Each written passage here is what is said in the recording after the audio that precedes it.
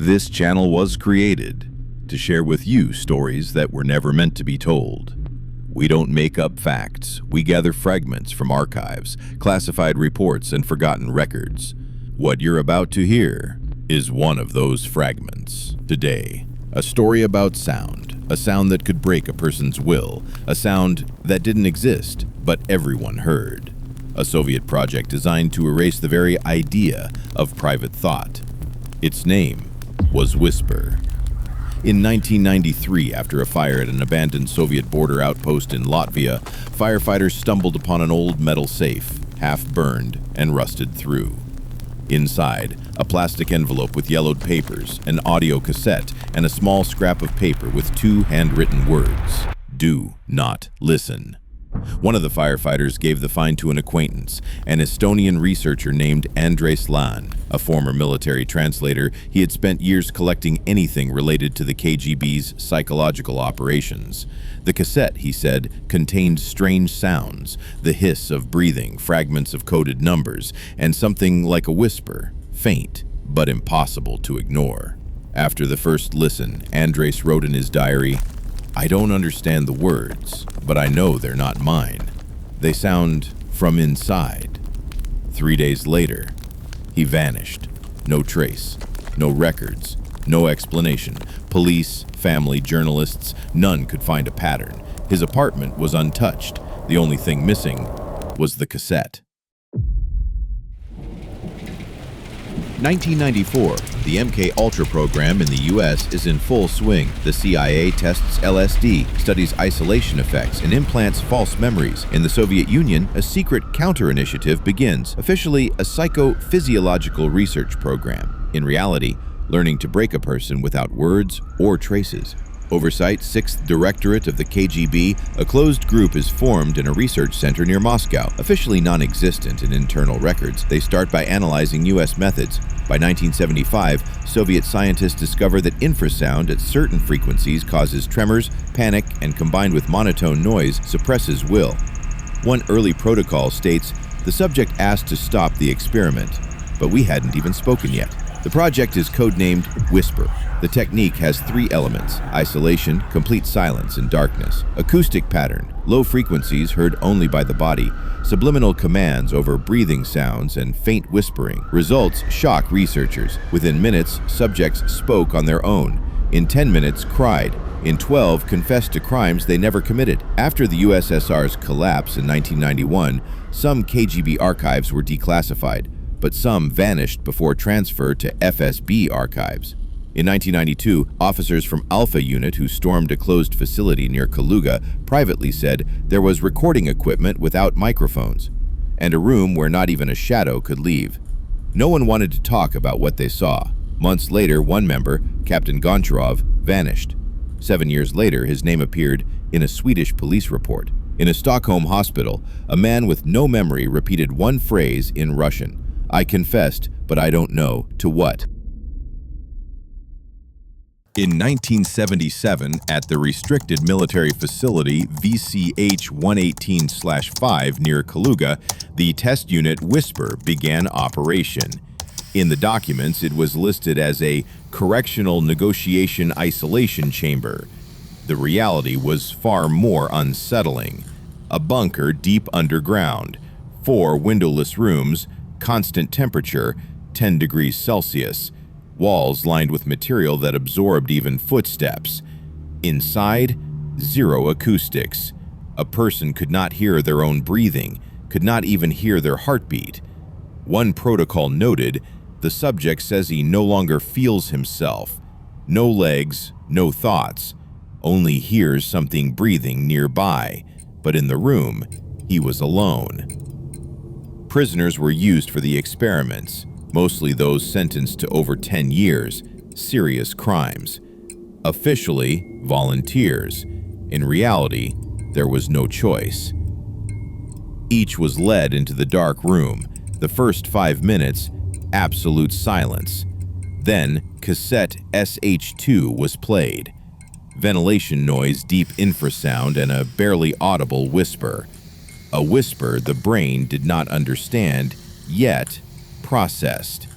After 6 to 8 minutes, slight muscle spasms appeared. Breathing became irregular. Eyes took on a blank stare. By the 12th minute, the subjects began speaking. No questions, no pressure. On their own. One guard confessed. I started the tape. After 11 minutes, he began to cry.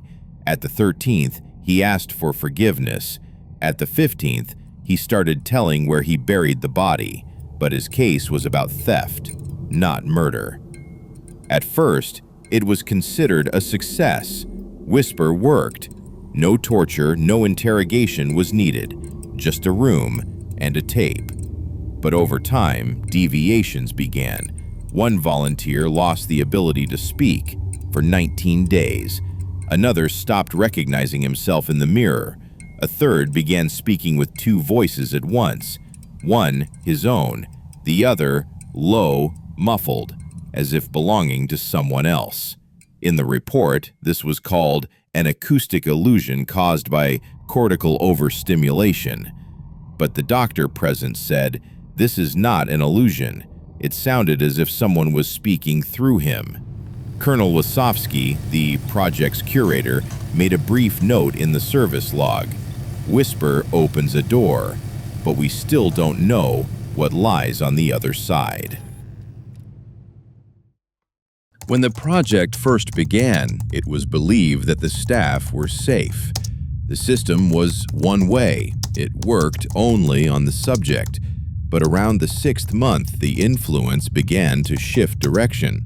In November 1977, operator Yuri Kavitka, who switched the whisper tapes on and off every day, went to the medical unit with strange symptoms.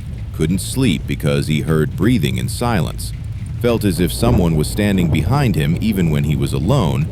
Wrote in his notebook these words, "I know they weren't there, but they stay in my head, like a song no one ever sang." A week later, Yuri stopped coming to the facility. He was found in the stairwell of his own building, conscious but unable to speak. Another case, Captain Valentin Shulga, senior observer, began behaving strangely.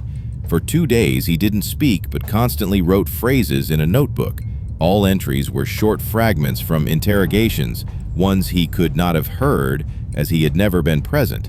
One guard noticed that Shulga always stopped the tape at the 11th minute. After that, he would sit motionless for another 20 minutes, staring into the dark room. When asked why, he replied, "Because after that, it's not him speaking anymore." In January 1978, the first recorded panic among staff occurred. An operator didn't switch off the sound after the 15th minute. In the chamber, the subject began screaming, but the sound wasn't coming from the speakers. It seemed to echo directly inside the control room. 3 people lost consciousness. One female lab assistant resigned the next day, leaving a note, "I didn't hear him in the room, I heard him inside me." After that, the developers introduced the two-way isolation mode. Operators no longer heard the chamber audio tapes, were checked only through reverse phase headphones. Contact with subjects was allowed only through thick glass. But even with complete isolation, some staff claimed whisper sometimes didn't need sound. It just came afterwards. In March 1978, another 4 employees left the team, all without explanation. All stopped working with any audio equipment. One of them, years later, wrote in a personal diary, "Whisper doesn't speak. It dissolves into you, and then it speaks with your own voice." After months of unstable tests and an increasing number of mental breakdowns among staff, the KGB leadership considered shutting down Project Whisper entirely. But Colonel Valery Lizovsky, the program's chief curator, insisted, "We've gotten close to what the Americans lost back in MK Ultra, and it seems we've gone even further." In February 1981, observers from Moscow arrived at the facility.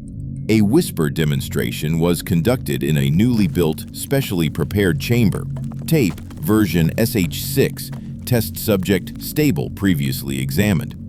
At the 9th minute, he began whispering. At the 11th, he confessed to thefts that were not in his file. At the 15th, He silently began to cry. After the test ended, Lysowski stood up and, without a word, walked into the technical block to check the equipment.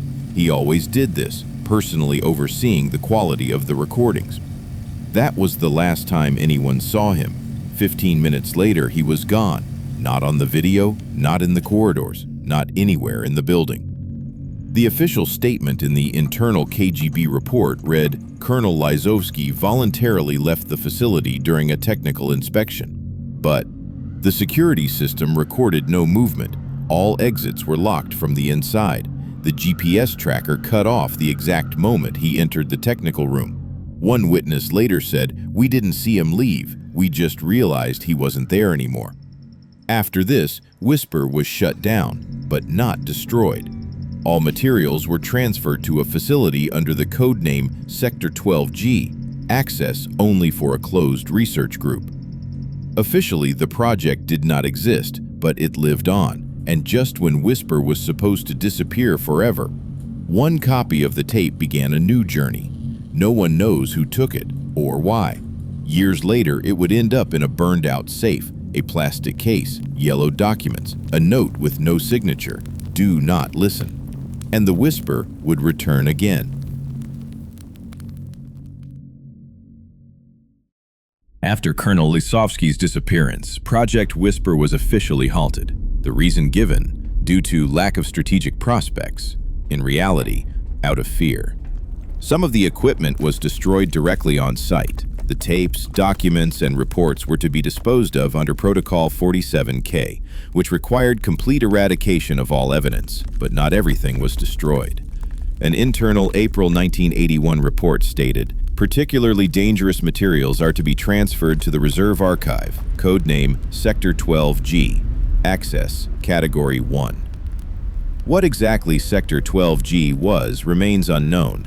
One theory claims it was an underground technical center in Ivanovo Oblast.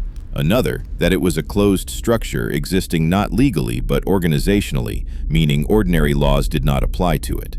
This group was unofficially called Team Zero. Its mission, to locate and eliminate any trace of Whisper, media leaks, testimonies from former personnel, physical copies of the tapes. In 1985, the group conducted 3 operations, in Kiev, Tallinn, and Omsk. In each case, the objective was to seize a tape marked SH2 or SH6. 2 of the owners died under unexplained circumstances. The last official record of the group dates to 1989, a report stating material liquidated due to system transition to a different storage level. What that means, no one knows. But one former KGB officer, who emigrated to France in the 90s, recalled in a private interview, "They didn't destroy Whisper, they just hid it. And what is hidden has a way of returning." After the collapse of the USSR, archives were moved chaotically, warehouses were sealed, and documents disappeared. In that chaos, one tape went missing. Officially, disposed of. In reality, lost, but not destroyed. And it was this tape that, years later, would slip through every barrier. Orders, protocols, silence. The story they tried to erase would find its way back, a way through a whisper no one was meant to hear. Late 1991. Systems collapse. Archives are left unguarded. Documents meant for destruction vanish. Some end up in private hands. Others are sold to Western intelligence. 1994, United States. A classified report mentions a Soviet tape containing neuropsychological audio influence. CIA reacts instantly. A fragment of an internal memo declassified in 2003 reads, "Object SH6 may be the Soviet analog of MK-Ultra. Confirmed presence of a low-frequency signal inducing cognitive reactions in test subjects." 1995, Tallinn. Inspected second-minutes of proved mystery. A group of 3 individuals identifying themselves as archivists from the US aren't looking for people. They were looking for a sound, recalled a local politician. The CIA offers $80,000 for the tape. The contact refuses. A week later, they disappear. 1997. A leaked journalist report mentions a CIA letter. If Whisper is real, it's not a weapon, it's an activator. It doesn't need to be switched on. It only needs to exist. After that, silence. The operation is shut down. Whether they obtained the tape, unknown. 2001. On the platform Black Vault, a new tag appears. Soviet Audio Protocol W for Whisper. The file, empty. 3 hours later, deleted. No one knows who uploaded it. No one except the system. It remembered only one thing. Username, ALAN. In 2011, on a closed forum for former intelligence officers, an anonymous post appeared. Whisper is alive. It's just silent. The post was deleted after 47 minutes. The user was banned. The IP traced back to a hosting server in Xinjiang, China. A year later, in 2012, in North Ossetia, the FSB detained a local psychic for activities harmful to state security. The report claimed he was conducting hypnotic sessions using Soviet audio templates. No further details were released, but local journalists reported that during the arrest, authorities seized a tape labeled SH4. In 2016, Kazakhstan recorded a mass confession to a crime that never happened. 3 men, independently, in different cities, confessed to a kidnapping that left no evidence behind. A psychiatric report stated that all 3 exhibited the same pattern of imposed speech form, meaning they spoke the exact same words which they had never used before. One doctor said, "It's as if someone read them a script, but read it from inside." In 2018, in Russia, case number 312L was completely classified. It concerned breach of the psycho-emotional barrier during interrogation. In the protocol, one line escaped censorship. Method applied according to Protocol 12, Form W. W for Whisper. In 2020, a user from the Netherlands uploaded an audio file to Reddit titled Soviet Deep Layer Vox. He claimed it was a recording from a Soviet experiment that affects you even if you're not listening closely. The recording contained breathing, the sound of moving air, and silence. One commenter wrote, "I turned it off after a minute, but for the next 2 nights I couldn't sleep. It felt like someone was whispering directly into my brain." The video was deleted, the account banned. No backup was ever found, but someone managed to leave a single comment. "This isn't fake. This is the second tape. The first one is still on its way." Half a century has passed since 1974. Project Whisper was meant to be forgotten. The documents destroyed, the tapes burned, the names erased. But one cassette survived. The story echoed again, and we heard it. This was only one fragment from an archive that should never have existed. The next is closer than you think. Subscribe to the channel. The next story will be even louder. Black Vault Stories.